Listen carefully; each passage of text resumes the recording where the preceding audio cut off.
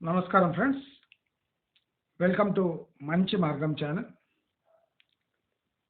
నేను నా ఛానల్లో ముందు జరగబోయే ప్రాక్టికల్ థింగ్స్ అంటే కాబోయే ప్రాక్టికల్ థింగ్స్ గురించే నేను మాట్లాడతాను.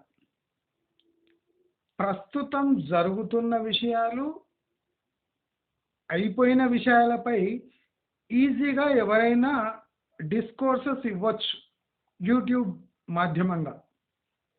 కానీ నా స్పెషాలిటీ ఏమైనా ఉండాలి కదా. అయినా నేను ఈ యూట్యూబ్ వీడియోస్ చాలా ప్లాన్డ్గానే చేస్తాను. నాలాంటి ఒక సామాన్య బిలో మధ్యతరగతి వ్యక్తి రియల్ ఎస్టేట్ని ఇన్ఫ్లుయెన్స్ చేయాలి అంటే అది నా ఒక్కడి తరం కానే కాదు. కరెక్ట్ కదా. నాలాంటి బిలో మధ్యతరగతి వ్యక్తి కోట్లలో, వేల కోట్లలో జరగబోయే బిజినెస్ గురించి మాట్లాడాలి అంటే ఒక అర్హత ఉండాలి. సరే, అర్హత లేదు, నిజం, అర్హత లేదు. అయితే అర్హత లేకున్నా ఈ ఇండస్ట్రీని ఇన్ఫ్లుయెన్స్ చేయాలి అంటే చేయొచ్చు.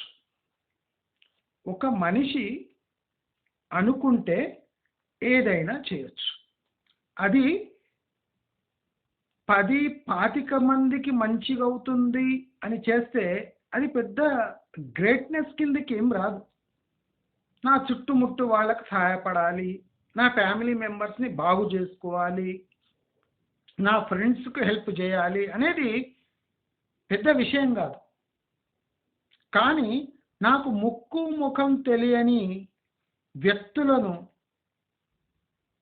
ఇన్ఫ్లుయెన్స్ చేసి వాళ్ళని ప్రమాదాల నుంచి కాపాడే ప్రయత్నమే ఈ ప్రయత్నం.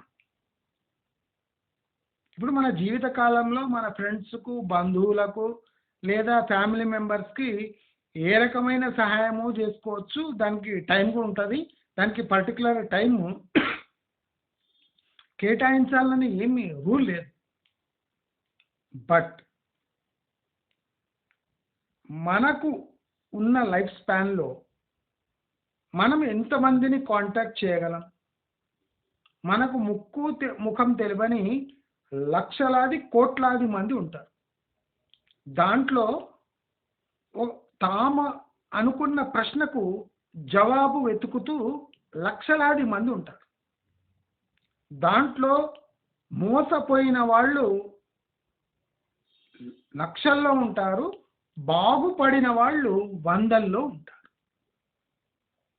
అయితే నా ప్రశ్న ఏమంటే, ఈ మోసపోయి లేదా తమ డబ్బును ఆదా చేసుకున్న డబ్బును ఎక్కడనో ఒక చోట భద్రంగా ఇన్వెస్ట్ చేయాలనుకునే అమాయకులకు ఒక అండ కావాలా వద్దా? అమాయకులని వాళ్ళని వదిలేద్దామా? మోసపోయారు అని వాళ్ళకు చీకొడదామా?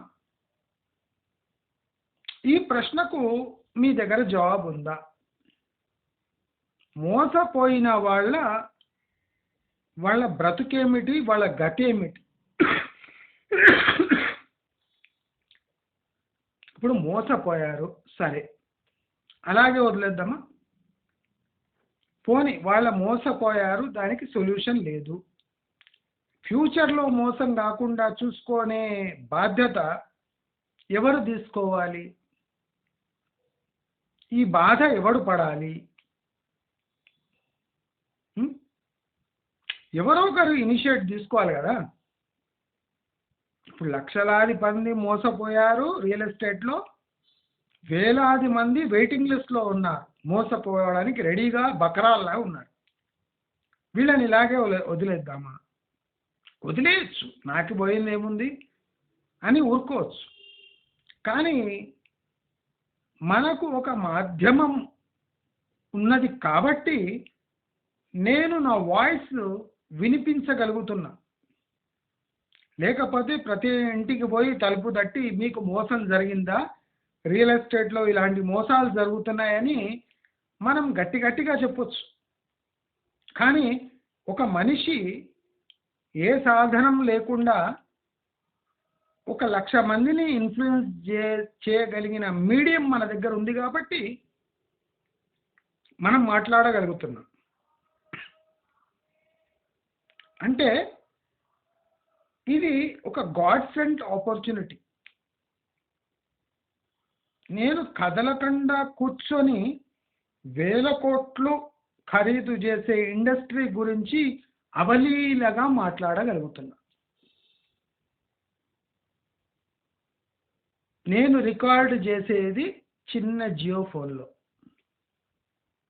ఈ జియో ఫోన్ ద్వారా 9.2 లక్షల మంది నా వీడియోస్ ఇప్పటివరకు చూశారు. 99,000 వాచ్ అవర్స్ అయిపోయింది విత్ 8,200+ సిన్సియర్ సబ్స్క్రైబర్స్.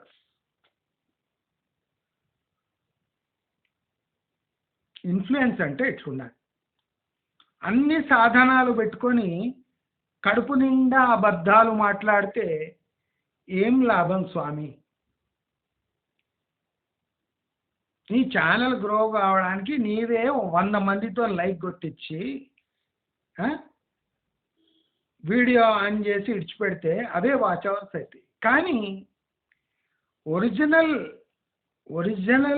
వ్యూవర్స్ రావాలి అంటే నీవు వాళ్లకు నిజమైన ఇన్ఫర్మేషన్ ఇస్తే కానీ, వాళ్ళు అనుకుంటే కానీ నీ యూట్యూబ్ ఛానల్ ప్రాపర్గా రన్ కాదు. అంటే నా యూట్యూబ్ ఛానల్ పెద్ద గ్రేటు తోపు అని చెప్తలేను. ఇప్పుడు రోజు చూస్తుంటారు కమెంట్స్లో నోటికి వచ్చినట్టు మాట్లాడుతుంటారు. నేనేమంటే విత్ ప్రూఫ్. ఇప్పుడు నేను చెప్పేవన్నీ నాకు ప్రూఫ్ పెట్టమంటారు. నాకు అవసరం లేదు. నేను వాగుతున్నానే అనుకోండి. ఇప్పుడు నా దాంట్లో డిఫరెంట్ స్ట్రాటజీస్ ఉంటాయి. నేను వాగుతున్నానే అనుకోండి, ఇది 2 నెలలకో 3 నెలలకో నిజమవుతుందా? అయినప్పుడైతే అది ప్రూఫ్ కిందే కదా లెక్క. ఇప్పుడు నేను పొలిటికల్గా మాట్లాడాను, అవన్నీ కరెక్ట్ అయినాయి. అది పెద్ద నేను అంటే అచీవ్మెంట్ కింద వేసుకుంటలేను. కానీ నేను రియల్ ఎస్టేట్ గురించి ఏం మాట్లాడతానో అది ఖచ్చితంగా విత్ స్టాటిస్టిక్స్, విత్ అకౌంటబిలిటీతో నేను మాట్లాడతాను. అర్థం? ప్రతిదానికి ఒక స్ట్రాటజీ ఉంటుంది. ఇప్పుడు వెస్ట్ హైదరాబాద్ని నేను పడుతుంది అని చెప్పాను అనుకోండి, నీవెంత అక్కడ పోతే రేట్లు తగ్గుతలేవు, అసలు పడతలేవు అంటారు. కానీ నేను కౌంటర్ క్వశ్చన్ వేసాను అనుకోండి, మీకు ఒక ఫ్లాట్ కానీ, ఒక ప్లాట్ కానీ, ఒక రియల్ ఎస్టేట్ పెట్టుబడి కానీ పెట్టడం కోసం పోయి అక్కడ ఎట్లా మాట్లాడాలో తెలియదు అని ఒక ప్రశ్న వేసినా అనుకోండి, అప్పుడు మీ జవాబు ఏముంటుంది? మాకు తెలుసు అంటే. చాలా విషయాలు మీకు తెలియవు. అంటే డబ్బు ఉంటే సరిపోదండి, అదొకటి. నా దగ్గర ₹1 కోటి ఉన్నాయి, నేను 70 లక్షల ప్లాట్ ఈజీగా తీసుకుంటా అంటే ఏ మూర్ఖుడైనా తీసుకోవచ్చు. నా దగ్గర ₹1 కోటి జేబులు ఉన్నాయి, $70 లక్షలు ఖర్చు పెడతా, 30 లక్షలు నా దగ్గర మిగులు అంటే ఎవడనే చేయొచ్చు. కళ్ళు లేని కబోది కూడా ఇన్వెస్ట్ చేయొచ్చు. దాంట్లో గ్రేట్నెస్ ఏముంది? అయ్యే విషయాలు, అయిపోయిన విషయాల గురించి ఎవడైనా వాగొచ్చు. హిస్టరీని బిలీవ్ చేస్తున్నాం, డిమాండ్ సప్లై బట్టి. ఫర్ ఎగ్జాంపుల్, ఇప్పుడు నేను ఒక 70 లక్షల ఫ్లాట్ 40 లక్షలు అవుతుంది అని చెప్తున్నా, 35 లక్షలు 30 లక్షలు కూడా అవుతుంది అని చెప్తున్నా. అట్లయితే ఏం మాట్లాడుతుంది భయ్? 70 లక్షలు 80 లక్షల ఫ్లాట్ కూడా 40 లక్షలకు అమ్ముతాడా అని ఎంత ఈజీగా మాట్లాడుతున్నారు కదా మీరు. మరి ఈ 5 ఇయర్స్లో 30 లక్షల ఫ్లాట్ 80 లక్షలకి ఎట్లా అమ్ముతున్నారు? అప్పుడు ఏమంటారు? డిమాండ్ గ్రోత్ అంటారు. According to economics demand growth అనేది పర్మనెంట్గా ఉండదు స్వామి. డిమాండ్ మొత్తంగా పడిపోవచ్చు, డిమాండ్ మొత్తమే పడిపోవచ్చు. Influx of population to a certain area does not indicate the buying power of the people who are migrating. English. అర్థమైందా? ఎవరు మైగ్రేటింగ్ పాపులేషన్ ఉంటారో వాళ్ళ ఇన్కమ్ లెవెల్స్ అంటే అక్కడ ఉన్న ఎకనామిక్ ఎన్వైర్న్మెంట్ని సూచించదు. Migrating population does not guarantee a economic growth of a region. Migrating population can become burden to the region which the people influx. ఎక్కడ ఇన్ఫ్లక్స్ ఉంటుందో పాపులేషన్ది అక్కడ బర్డన్ కూడా కావచ్చు. ఈ కోణం ఎవ్వరు ఆలోచించారు. ఎందుకంటే ఆ మొఖాలకు ఎకనామిక్స్ అంటేనే తెలియదు. ప్రతి అడ్డమైన విధవ ఈడియట్ రియల్ ఎస్టేట్లో ఉన్నాడు కనుకనే అంటే వాడికి ఏం అర్థం కాక కూడా అట్లెట్లయితుంది అంటాడు. మరి ఎట్లయింది బేమాడ? 5 ఏళ్లలో రేట్లు డబల్ అయినాయా లేదా? చేసినా లేదా? రాళ్ళు రప్పలున్న ఏరియాలో 50,000 గజం చేసినరా లేదా? మళ్ళీ అక్కడ గుద్ద కడుక్కోవడానికి నీళ్లు లేని స్థానంలో 50,000 గజం ఎట్లా అమ్ముతావురా అని అడిగితే నీ దగ్గర లాజిక్ ఏముంది? లాజిక్ ఏముంది అంటే గ్రోత్ అంటారు.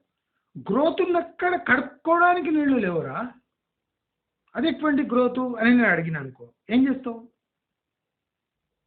కడుక్కోవడానికి నీళ్లు లేకపోయినా అక్కడ ఆఫీసులు ఉన్నాయి కదా సార్, అక్కడ డిమాండ్ ఏర్పడుతుంది అంటాడు. నీళ్లు లేని చోట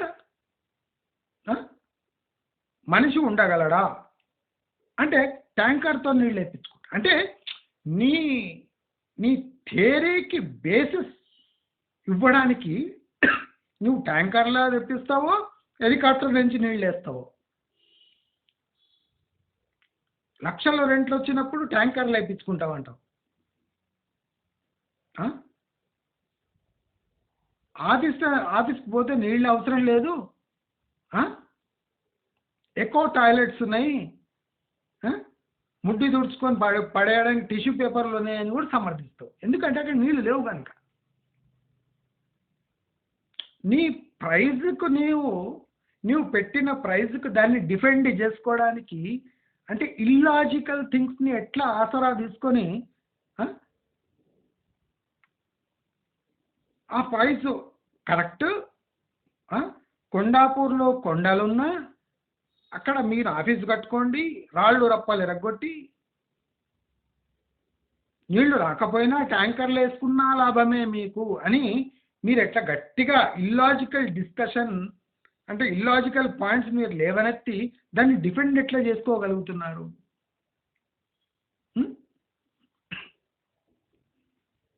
majority of the tech population ఈ ఫైనాన్షియల్ డిస్ట్రిక్ట్ నార్సింగి ఈ హైటెక్ సిటీ చుట్టుముట్టే ఎందుకు ఉండాలి? సౌత్ ఈస్ట్ వెస్ట్ హైదరాబాద్లో ఎందుకు ఉండొద్దు అంటే ఆఫీస్లు అక్కడనే ఉన్నాయి. ఎవడు పెట్టమన్నాడు ఆఫీస్ అక్కడ?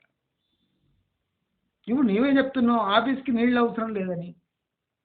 పుష్కలంగా నీళ్ళున్న చోట మస్తున్నాయి ఆల్ అరౌండ్ హైదరాబాద్. అక్కడ ఆఫీస్ ఎందుకు పెట్టలేదు సాఫ్ట్వేర్ వాళ్ళు?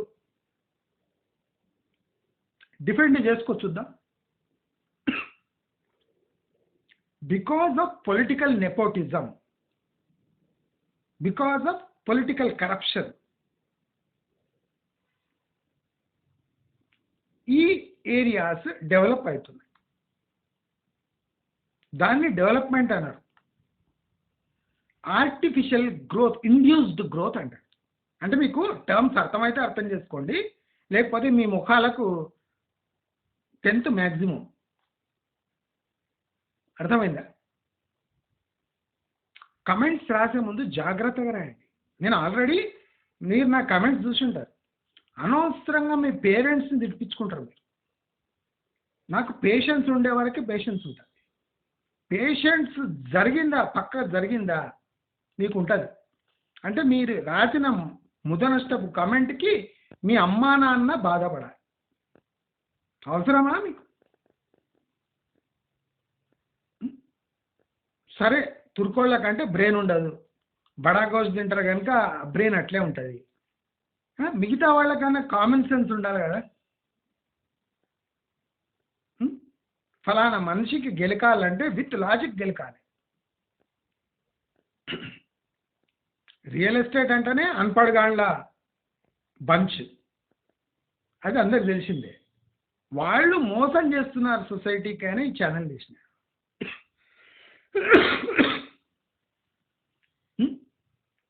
అంటే నాలో ఎంత కసి ఉండాలి, ఎంత స్ట్రాటజిక్గా పోతున్నా కనుకనే ఛానల్ గ్రో అవుతుంది. అవునా? నేను ఈ ఛానల్ గ్రో కావడానికి డబ్బులు కూడా అడిగి మరీ ఛానల్ నడుపుతున్నా.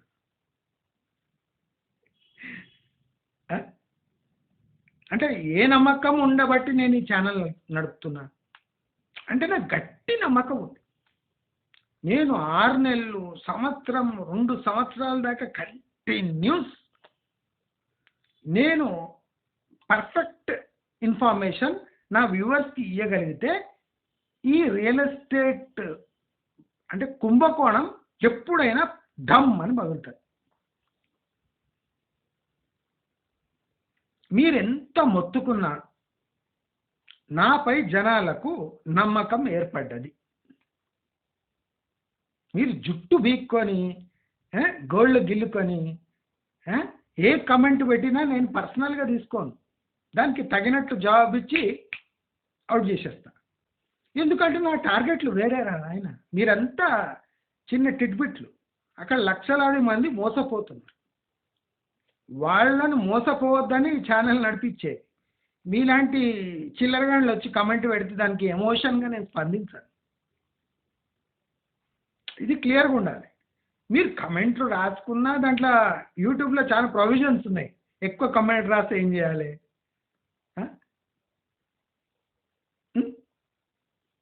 మళ్ళీ ఇవన్నీ యూజ్ చేస్తా కదా నేను. చాలా మందిని సైలెంట్ చేసినాను లేదా? మరి నా ఛానల్కి వచ్చి పోనీ లాజికల్ డిస్కషన్ చేయొచ్చు. పర్సనల్గా వచ్చి వెటకారం చేస్తే నడుస్తానా? మీకన్నా 100 రెట్లు వెటకారం చేస్తా. మీ టోటల్ ఫ్యామిలీనే సిగ్గుపడేటట్టు చేస్తా. అంత టాలెంట్ ఉంది నా దాంట్లో. ఏ ఇంద్రజాలం మాయాజాలం లేకుండా నేనే చెప్తున్నా, నాకు రియల్ ఎస్టేట్లో 5% తెలుసని. అరే నేను ఓపెన్గా చెప్తున్నారా, నేను నాకు టోటల్ రియల్ ఎస్టేట్లో 5% తెలుసు. ఈ 5% నాలెడ్జ్ పెట్టుకొని ఇంతమంది వ్యూవర్స్ని నేను ఆకట్టుకుంటున్నా అంటే నా దాంట్లో ఏదో టాలెంట్ ఉంటుంది కదరా. ఉంటుందా? ఇప్పుడు నేనే చెప్పిన రియల్ ఎస్టేట్లో 5% అనగా అందరూ అన్సబ్స్క్రైబ్ చేసుకొని వెళ్ళిపోవాలి. కరెక్టా? మరి పోతలేదండి. మీరు చేయండి, ఒక ఛానల్ తీసి నాకు 100% నాలెడ్జ్ ఉంది రియల్ ఎస్టేట్ అని చెప్పండి, చూస్తారా? చూడండి. నాకు 100% నేను రియల్ ఎస్టేట్ పర్సన్ని, ఇక్కడ ఇన్వెస్ట్ చేయండి అని మొత్తుకొని గొంతు చించుకొని మొత్తుకోండి, చేయరు. ఇప్పుడు నేను పబ్లిక్గా చెప్తున్నాను 5% ఉంది నాకు రియల్ ఎస్టేట్ నాలెడ్జ్. రోజుకు 100-150 మంది సబ్స్క్రైబర్స్ వస్తున్నారు. చాలా మంది నాపై నమ్మకం ఉంచుకొని డబ్బులు కూడా వేశారు నా అకౌంట్లో. అంటే వాళ్ళంతా ఎవర్రా మరి? అంటే నా ఛానల్ చూసి మోసపోయేటోళ్ళ వీళ్ళంతా? నా ఛానల్ చూసి దాంట్లో రియాలిటీ ఉందని యాక్సెప్ట్ చేసుకొని వాళ్ళు ప్రోత్సహిస్తుంది తప్ప మీలాగా అడ్డగోలు కామెంట్లు పెడితే ఇక్కడ స్పందించేటోడు ఎవ్వరు లేడు. రాతి గుండు లాంటావు నేను. మీ నెచ్చొచ్చి గుద్దుకుంటే మీకే రక్తం వస్తుంది, నాకేం ఫరకపడదు. నా దారి రహదారే, దాని లక్ష్యం లక్షలాది మంది. ఏ రంగంలోనైనా మోసం జరిగితే నేను ఖచ్చితంగా మాట్లాడతాను. నేను లైఫ్ గురించి కూడా చాలా వీడియోస్ చేశాను, బిజినెస్ గురించి కూడా నేను మాట్లాడచ్చు. కానీ మీకు అది అర్థం కాదు, బోర్ కొడుతుంది. ఇప్పుడు నేను బిజినెస్ గురించి డిఫరెంట్ బిజినెస్ మాడ్యూల్స్ గురించి మాట్లాడినా అనుకోండి, బోర్ కొడుతుంది. అవునా? ఎకనామిక్స్తో డీప్ ఇంపాక్ట్ ఉంటుంది అట్లా. ఇప్పుడు ఎకనామిక్స్ సబ్జెక్ట్ గురించి మాట్లాడితే మీకు అర్థం కాదు.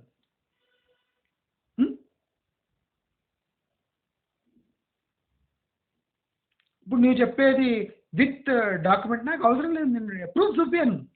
నేను ఇట్లనే చెప్తుంటా. నేను వెస్ట్ హైదరాబాద్ గురించి నేను ఇట్లని చెప్తుంటా. కోకాపేట్ గురించి ఉట్టి గాలి మాటలు మాట్లాడతా. పట్టించుకోకండి. మీకు ఆప్షన్ ఉంది కదా, స్విచ్ ఆఫ్ చేసే, అన్సబ్స్క్రైబ్ చేసుకోండి. వీడన్నీ గాలి మాటలు మాట్లాడతాడు. అసలు ఫుల్ ఫైనాన్షియల్ డిస్ట్రిక్ట్లో ఫుల్ నిండిపోయినాయి, స్పేసే లేదు. చాలా ఫైనాన్స్ కంపెనీలు ఒక టేబుల్ పెట్టుకొని ఆఫీసెస్ బయట దిల్సుఖ్ నగర్ లాగా తయారైంది ఫైనాన్షియల్ డిస్ట్రిక్ట్ అని చెప్పండి. నమ్మేటోడు నమ్ముతాడు, నమ్మనోడు నమ్మాడు. ఇప్పుడు నా మాట నమ్మాలని ఏం లేదు కదా. నేను ఫార్మాసిటీ గురించి చెప్పిన, ఒరే అది మోస్ట్ పొల్యూటింగ్ ఇండస్ట్రీగా, వద్దురా నాయన అక్కడ ఇన్వెస్ట్ చేయకండి అంటే, ఏమని 18,000 ఎకరాలు గుంజుకొని మరీ ఫార్మాసిటీ కడుతుండు. ఏం మనుషులారా మీరు? పేద రైతుల దగ్గర ఆకుకూరలు పండించే రీజన్లో పోయి నువ్వు ఎర్ర నేలలో తీసుకుపోయి ఫార్మాసిటీ పెడతావు. అది ఫ్రూటిఫై అవుతుందా? ఏషియాస్ బిగ్గెస్ట్ పొల్యూటింగ్ జోన్ నువ్వు తెచ్చిపెట్టి దాన్ని ఒక అచీవ్మెంట్గా నేను చూపిస్తా అంటే వా, నువ్వేం బీకగలవు అని అడిగినప్పుడు నువ్వు అంటే అయిపోతుందా అన్న. అయిందా? ఇప్పుడు రేవంత్ రెడ్డి వచ్చి దాన్ని రద్దు చేస్తున్నా అన్నాడు. అయినాక నేను రద్దు చేస్తలేను కానీ క్లస్టర్స్ చేస్తున్నా అన్నాడు. క్లస్టర్ అంటే అర్థమైందా మీకు తెలుసా? క్లస్టర్స్ అంటే అర్థమైంది. ఇండస్ట్రియల్ క్లస్టర్స్ అంటే ఇవి. క్లస్టర్ అంటే మీకు అర్థం కావాలంటే క్యాప్సూల్స్. ఒక నిబద్ధతతో ఒక ఏరియాని డెవలప్ చేయడమే క్లస్టర్ డెవలప్మెంట్ అంటే.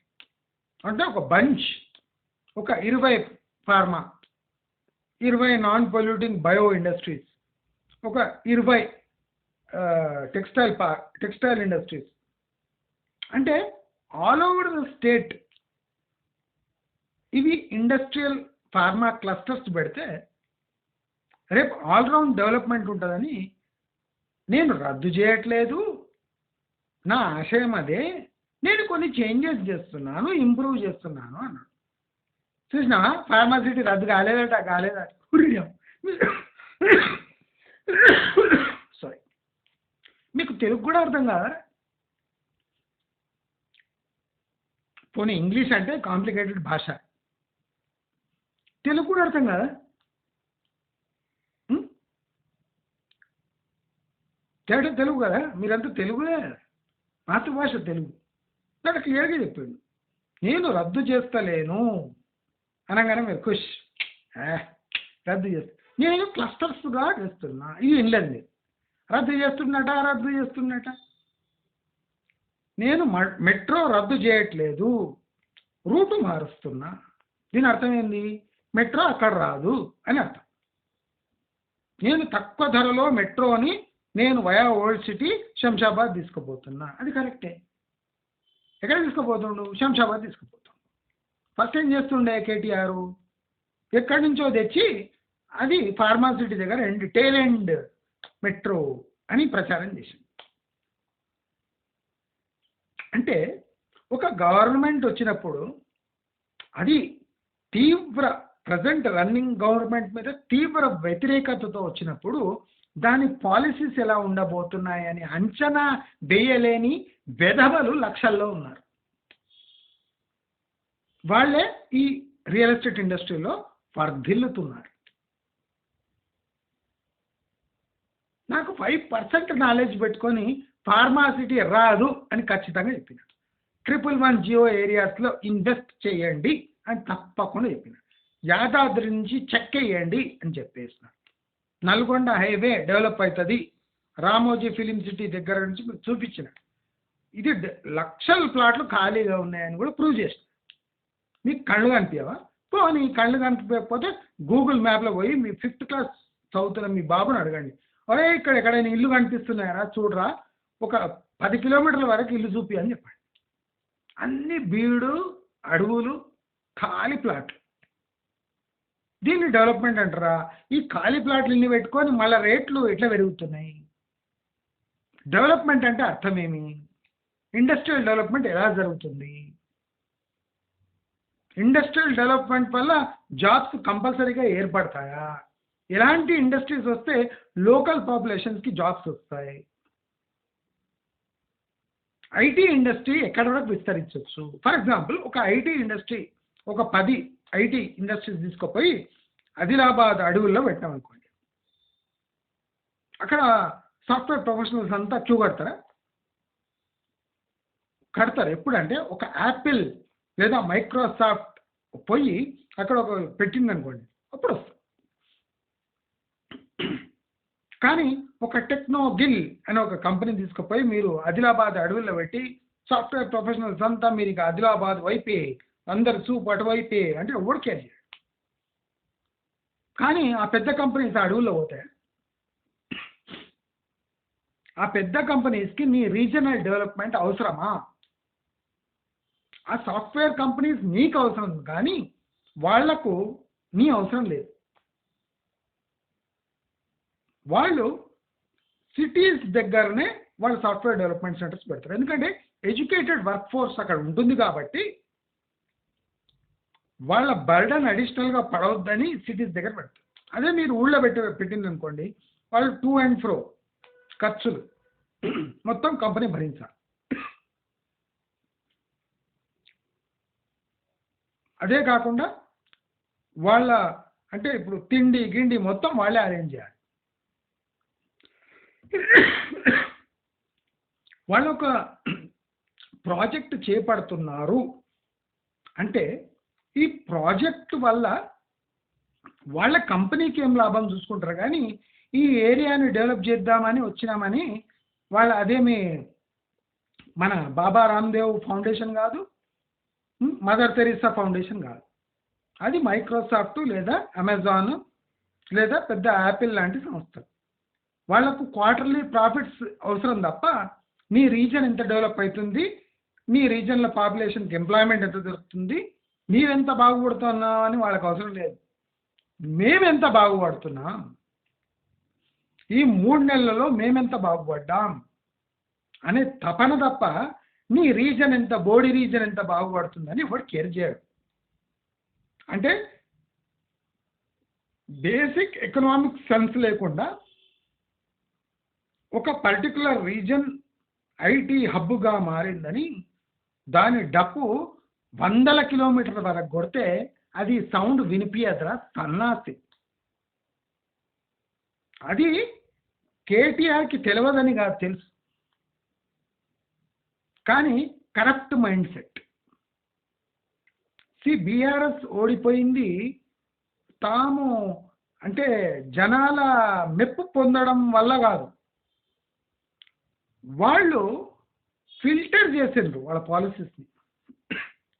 అంటే open define of public opinion అంటే ఎంత బోడి జనాలు ఎంత అనే స్థాయికి వచ్చేసి అప్పుడే తెలంగాణ పతనం స్టార్ట్ అయింది. ఈ పతనం ఇప్పుడు కాదు, 4 years బ్యాక్ స్టార్ట్ అయింది. ప్రతి రియల్ ఎస్టేట్లో ఇన్వెస్ట్ చేసేవాడు micro and macro economic factors అని ఉంటాయి, దాన్ని క్లియర్గా స్టడీ చేయాలి. అర్థం కాకపోతే బుక్కులు తిరిగాయి. 10 ఏళ్ల హిస్టరీ మీరు రియల్ ఎస్టేట్ చెప్తున్నారు కానీ 10 ఏళ్ల సైకిల్ మీరు చెప్తున్నారు real estate. The beauty of economics is there are no emotions while going through stats. Stats అనేది బ్లాక్ అండ్ వైట్ ఉంటుంది. ఇప్పుడు 10 ఏళ్ళు ఏం గడిచినాయో అది నెక్స్ట్ 10 ఏళ్ళు ఉండబోదు. ఎట్లా ఉండబోదు అంటే కేటీఆర్ లేడు, కేటీఆర్ మన మధ్యలో లేడు, కేసీఆర్ మన మధ్యలో ఉండబోడు. అలాంటప్పుడు వాళ్ళ పాలసీస్ ఎలా ఉంటాయి? కొద్దిగా ఆలోచించండి. ఇప్పుడు కేటీఆర్ వచ్చినా he cannot become chief minister, he cannot become a able chief minister even if he comes to power again. కర్మజాలి కాంగ్రెస్ పవర్ మళ్ళీ పోయి కేటీఆర్ వచ్చినా he cannot survive. He will be a puppet in the hands of BJP. ఇండిపెండెంట్గా think చేయలేడు. ఇప్పుడు తెచ్చిన policies మళ్ళీ implement చేయలేడు. తాను అనుకున్న మళ్ళీ ఫార్మాసిటీ కట్టలేడు. Even if he comes back to power. ప్రజల్లో ఉన్న వ్యతిరేకతను రుచి చూపించారు వాళ్ళు. ఇప్పుడు కేటీఆర్ నఖరాలు చేయడు. సోషల్ మీడియాని వెటకారంగా అన్నాడు. ఎవరో బేకారిగాడు యూట్యూబ్ ఛానల్ చెప్తే నాకేంది అన్నాడు కేసీఆర్. వాళ్ళ కొడుకు ఏమంటుండు? లాస్ట్ 1 month ఏం చేసిండు కేటీఆర్? గంగవ్వ, పోచమ్మ, మల్లేషు, సురేషు అందరి దగ్గర పోయిండా లేదా? అందరితో కూర్చొని తిన్నాడా లేదా? అంటే సోషల్ మీడియాని అంటే వెటకారంగా మాట్లాడిన నాన్నకు బుద్ధి చెప్పేసిండు కేటీఆర్. ఒరే నాన్న, నీ పాత బుద్ధులు, నీ టెక్నిక్స్ నడవవు, అబద్ధాలు పాతుకుపోయినాయి మొత్తము. ఇప్పుడు పెక్కిలిచ్చాలంటే కాదు, నేను సూపర్ఫిషియల్గా యూట్యూబ్ ఛానల్స్లో వచ్చి ట్రై చేస్తా అని చేశాడు. కానీ చాలా లేట్ అయిపోయి 9 years ఇగ్నోర్ చేసి 9th year last month 1 month వచ్చి నువ్వు గంగమ్మతోని పోచమ్మతోని పోజులు ఇస్తే నడవదు అని ఇప్పుడు రియలైజ్ అవుతుంది కేటీఆర్. నేను 10 ప్రాజెక్ట్స్ కట్టే బదులు 50 యూట్యూబ్ ఛానళ్ళు పెడితే మంచిది అనుకో. కరెక్ట్, నీ mistake. You have under estimate the power of electronic media.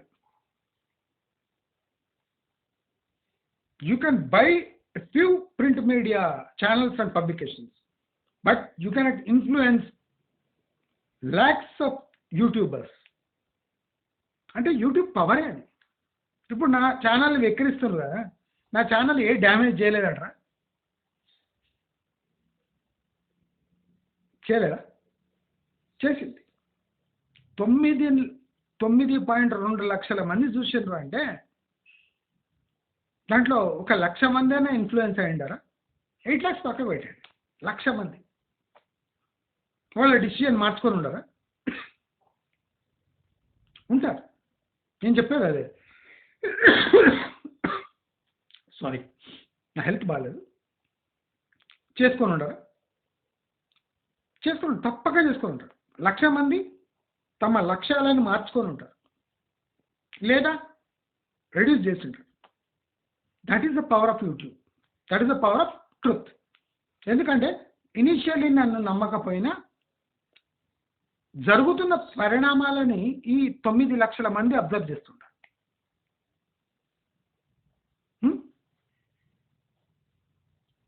99,000 watch hours అంటే మామూలుగా వాచ్ అవర్స్ మ్యాసివ్. అంటే ఇన్ఫ్లుయెన్స్ చేయలేకపోయినా ఫెయిల్ అయినా అది నేను చెప్పే పాయింట్. అది మనము ఏ కోసానైనా నిజాన్ని మాట్లాడితే మోసపోయినోడు ఆ చిన్న నిజాన్ని కూడా ఆదరిస్తాడు. నీవు మోసపోయినోళ్ళని నీవు ఇంత పెద్ద చాంతాడు గ్రాఫిక్స్తో మీరు మళ్ళీ అబద్ధం చెప్తే ఎవ్వడు ఆదరించాడు, చూడాడు, టూ అని ఉమ్మేస్తాడు. అది ప్రతి యూట్యూబ్ ఛానల్ గుర్తుపెట్టుకోవాలి. నా ఛానల్ ఈ మాత్రం ఉంది అంటే దానికి కారణము నిజాన్ని వ్యూవర్స్ గుర్తుపట్టారు. నీ కమెంట్స్తో నీవేం పీకలేవు. నేను జనాలను మోసం చేస్తే కానీ అది నాకే తెలుస్తుంది, కానీ ఎవరికి తెలియదు. మోసం చేయాలనే తత్వం నాలో ఉంటే నా యూట్యూబ్ ఛానల్ ఇక్కడ వరకు రానే రాదు, అక్కడనే పోతుంది గంగల. That is the power of just imagine. I have never imagined that my YouTube channel will get such a success with 5% knowledge. ఎవడని చెప్తాడో నాకు 5% నాలెడ్జ్ ఉంది రియల్ ఎస్టేట్లో అని చెప్పాడు.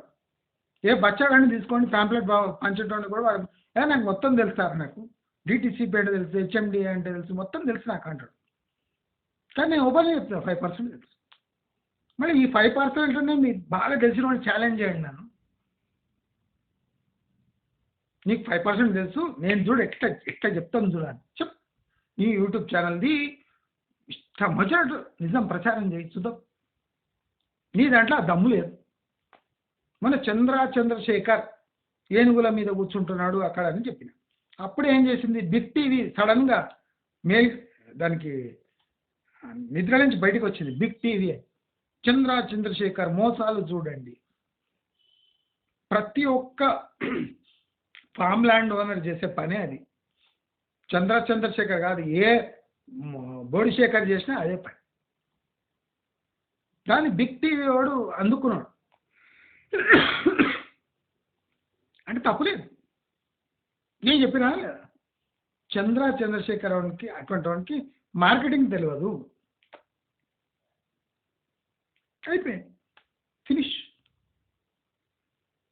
ఏదైనా ఒక అంటే సేల్ కాని ప్రాపర్టీని ఎలా సెల్ చేయాలి, దాని సేలియంట్ ఫీచర్స్ ఎలా చూపెట్టాలి అనే ఐడియా లేని దౌర్భాగ్యపు విధవలు కోటీశ్వర్లు ఈ రియల్ ఎస్టేట్ ఇండస్ట్రీ.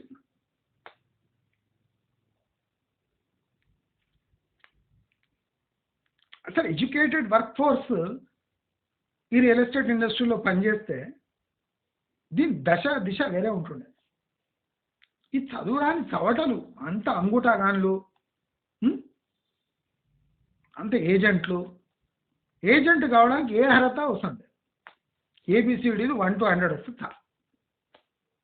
అందుకోసం రియల్ ఎస్టేట్ ఇట్లా తగిలాడు. ఫ్లాట్ అంటాడు, ఫ్లాట్ అంటాడు. ఫ్లాట్ అని నాకు కాదు, ఇప్పుడు చూడండి మీరు లేఅవుట్లో తెలుసుకోవచ్చు, ఈ ఫ్లాటు అన్నాడు. ఫ్లాట్ చూసినప్పుడు ఫ్లాట్ అంటాడు, చూస్తాడు ఏమనుకుంటాడు అని కూడా బ్రెయిన్ ఉండేవాడు. దయచేసి నేను ఒక మాట చెప్తున్నా, ఇప్పటి నుంచి మీరు పరమ జాగ్రత్తగా ఉండాలి. రియల్ ఎస్టేట్ సాఫ్ట్వేర్ ఇండస్ట్రీలో 90% ఫాల్ ఉంది, రిక్రూట్మెంట్ 90% ఫాల్. అంటే దాని అర్థం ఏమి?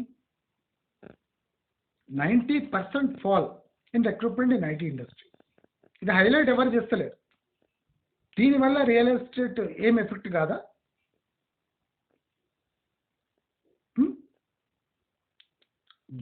ఉన్న జాబ్స్ ఊడిపోతే, కొత్త జాబ్స్ క్రియేట్ కాకపోతే రియల్ ఎస్టేట్కి కొత్తగా డిమాండ్ ఎక్కడి నుంచి ఏర్పడుతుంది అని ఈ ప్రశ్నకు జవాబు ఎక్కడుంది? రియల్ ఎస్టేట్ ఇండస్ట్రీ దగ్గర ఉందా? లేదు. ఎందుకు లేదు? నేను ఇప్పుడు క్లియర్గా మీకు చెప్తున్నా, first warning for the dooms day. మీరు రియల్ ఎస్టేట్ వెనుక పడబోకండి. మీకు అట్లీస్ట్ 4 to 5 ఇన్వెస్టింగ్ మెథడ్స్ తెలిసి ఉండాలి, ఆల్టర్నేట్ మెథడ్స్.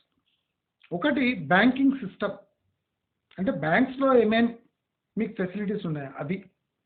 సెకండ్, ప్రైవేట్ ఫైనాన్స్లో మీకు బెస్ట్ ఆఫర్స్ ఏమున్నాయి.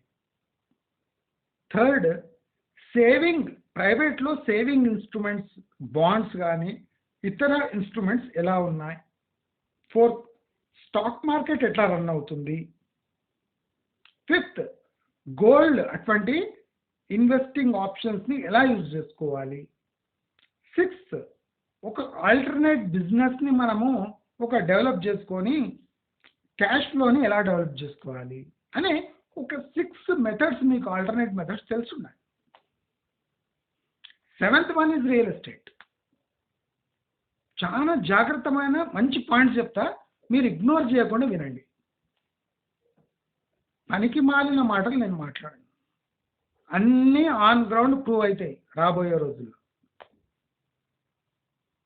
demand supply, population growth, cluster formation, economic development, SEZs, industrial zones, industrial hubs, polluting, non-polluting zones, roads, highways, dry ports, ports, interstate businesses, airways. అంటే IT and related industries, electronic industries, అంటే ఒక్కొక్క industry రావడానికి ఒక్కొక్క ఆ స్టేట్లో ఆ specialisation ఉండాలి, ఆ స్పెషలిస్ట్స్ ఉండాలి, people who can work in those industries. రండి బాబు అంటే అది కిరాణా షాప్ కాదు. ఇప్పుడు ఫాక్స్కాన్ వచ్చి ఏడుస్తున్నాడు, వాడు అదే ఏం చేయాలో నాయన అంటున్నాడు. ఎవరు లేడు అక్కడ పనిచేస్తాడు ఫాక్స్కాన్లో. మళ్ళీ వాడు 10th క్లాస్ పీపుల్ని తీసుకొని చీప్గా వాళ్ళని ట్రైన్ చేసుకోవాల్సిందే. లేదా ఎడ్యుకేటెడ్ పీపుల్ గంపలు ఉండి వాళ్ళకి ఏ జాబ్ రాకుండా చీప్గా పనిచేసే లేబర్ దొరుకుతుందా అంటే తెలంగాణలో దొరకదు. పని లేకుండా నోట్ల బీడీ కట్టుకొని జొన్న రొట్టెలు తింటారు కానీ పని చేయరు. ఇది తెలంగాణలో ఉండే యాటిట్యూడ్. ఐటీ ఇండస్ట్రీ వచ్చి వీళ్ళని ఆ ఆ పేరు రాకుండా కాపాడింది ఇన్ని రోజులు. కానీ ఇప్పుడు ఐటీ ఇండస్ట్రీలో డౌన్ టర్న్ వచ్చింది కాబట్టి దేవుడు కూడా రక్షించలేడు, మొత్తం బట్టబలైపోతుంది. దయచేసి ఫ్యాక్ట్ని గమనించండి, ఫ్యాక్ట్స్కి రెస్పెక్ట్ ఇవ్వడం నేర్చుకోండి. అప్పుడే ప్రాక్టికల్గా మీ ఇన్వెస్ట్మెంట్ కానీ లైఫ్ కానీ నడుస్తుంది.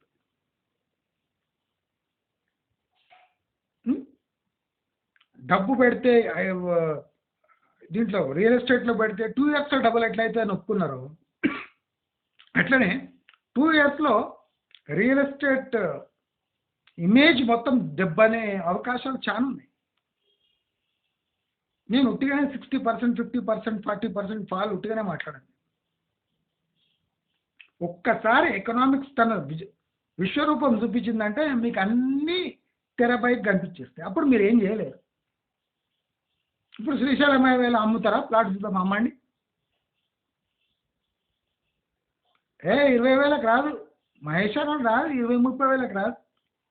అయిపోయింది, జమ అయిపోయింది, 50,000 అమ్మ రాదు. 15,000కి అమ్మి చూపి. ఫార్మాసిటీ దగ్గర ఇప్పుడు 15,000కి అమ్ము చూద్దాం. ఆమన్గల్ శ్రీశైలం గుట్ట కూడా ఎక్కేస్తారు కొడుకు.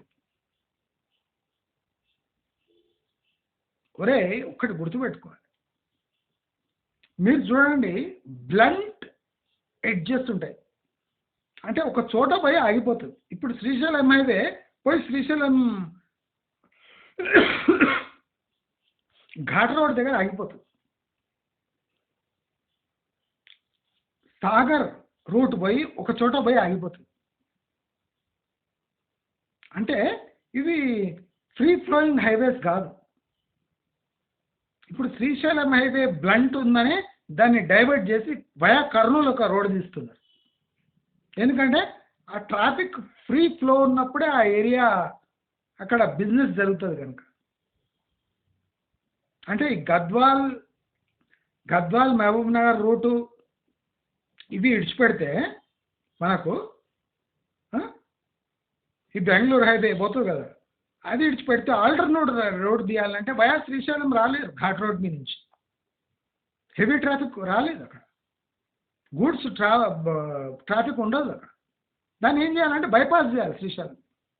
అందుకోసం వయా నంద్యాల నుంచి ఒక రోడ్ వేస్తుంది. అంటే అసలు ఏ రోడ్ ఎక్కడ పోతే ఏమవుతుంది అనేది తెలివి లేకుండా సన్నాసులు ఎక్కున్నారు real estate. Regional ring road వస్తే అక్కడ పాపులేషన్ ఎక్కడుంది, ఎక్కడైనా ఎకనామిక్ క్లస్టర్స్ డెవలప్ కావాలి, ఎకనామిక్ టౌన్స్ అక్కడ టౌన్షిప్ నిర్మాణం అంటే అక్కడ ఫస్ట్ కూడు కావాలి, గుడ్డ కావాలి, చెత్త కావాలి. అంటే ఆ ఎంపవర్మెంట్ ఉంటే కానీ జనాలు ఉండరు. మీరు అటువంటి ఏరియాస్లో మీరు ఇండస్ట్రీస్ పెడుతున్నారంటే అంత బీహారీ ఉత్తరప్రదేశ్ పాపులేషన్ వచ్చేస్తుంది. ఇప్పుడు అదే జరుగుతుంది అక్కడ తుక్కుగూడ. మొత్తం Bihar, Uttar Pradesh, north north east population వస్తుంది. అంటే లోకల్ వర్క్ ఫోర్స్ లేదు అక్కడ. నువ్వు ఏమి ఎంప్లాయ్మెంట్ ఇచ్చినావు? ఏమి లేదు. మీరు తెలంగాణ వాళ్ళకి ఏం నేర్పించిందంటే మీ 9 కాలం బీఆర్ఎస్ గవర్నమెంట్లో మేము ఆర్టిఫిషియల్గా పెంచిన భూముల ధరలను ఆశ్రయించి అమ్ముకొని ఎంజాయ్ చేయండి, మేము పుణ్యానికి ఇచ్చిన రైతు బంధు తీసుకొని ఎంజాయ్ చేయండి అంటే ఎంపవర్మెంట్ నేర్పియలే, ఉన్నది అమ్ముకొని బతకండి రా అని నేర్పించింది బీఆర్ఎస్ గవర్నమెంట్. అది అలవాటైపోయింది తెలంగాణలో. దయచేసి గమనించండి, వచ్చే రోజులు చాలా డేంజర్స్ ఉండబోతున్నాయి. ఎకనామిక్స్ పరంగా చాలా లైట్గా తీసుకోకండి. ఫిక్స్డ్ అసెట్స్లో ఇన్వెస్ట్ చేయకండి, ఇమ్మూవబుల్ ప్రాపర్టీస్లో ఇన్వెస్ట్ చేయకండి, కార్స్ లగ్జరీ గూడ్స్లో ఇన్వెస్ట్ చేయకండి, హౌసెస్ ఫ్లాట్స్ ప్లాట్స్లో ఇన్వెస్ట్ చేయకండి, లిక్విడ్ క్యాష్లో ఉండండి లేదా షార్ట్ టర్మ్ డిపాజిట్స్లో ఉండండి. మళ్ళీ హెచ్చరిస్తున్నా, మీరు కొనుక్కున్న ప్రాపర్టీస్ త్వరలో అమ్మే స్టేజ్ వస్తుంది. రాబోయే 2 years రియల్ ఎస్టేట్కి గడ్డు కాలం. మీరు కొనుక్కున్న ప్రాపర్టీస్ అమ్మేస్తారు మీరు. అలాంటి సిచ్యువేషన్ రాబోతుంది. జాగ్రత్తగా ఉన్న డబ్బు పొదుపుగా వాడుకొని మీ జీవన ప్రమాణాలను ఎక్కువ తీసుకోవడానికి ట్రై చేయండి. షార్ట్ టర్మ్ డిపాజిట్స్లో ఇన్వెస్ట్ చేయండి. కొత్త బిజినెస్ స్టార్ట్ చేయండి. స్టాక్ మార్కెట్లో ఇన్వెస్ట్ చేయండి. చిట్స్ వేసుకోండి. ఫిక్స్డ్ డిపాజిట్లో ఇన్వెస్ట్ చేయండి. కానీ రియల్ ఎస్టేట్లో మాత్రం మీరు అట్లీస్ట్ 2 years వరకు చూడకండి. 2-3 yearsలో మొత్తం డస్ట్ సెటిల్ అవుతుంది, మొత్తం రచ్చ కాబోతుంది. స్టేట్ మొత్తం రచ్చ అవుతుంది. మీ ఇన్వెస్ట్మెంట్ పుచ్చలుగా పగిలిపోతుంది, పుచ్చకాయ పగిలినట్టు.